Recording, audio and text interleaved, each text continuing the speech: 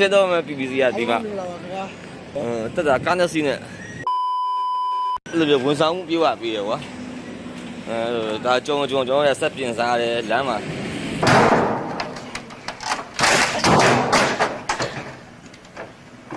ဘာလို့ပါလဲကားလည်းဝင်လို့မရဘူးလားကားလည်းဝင်လို့မရဘူးလား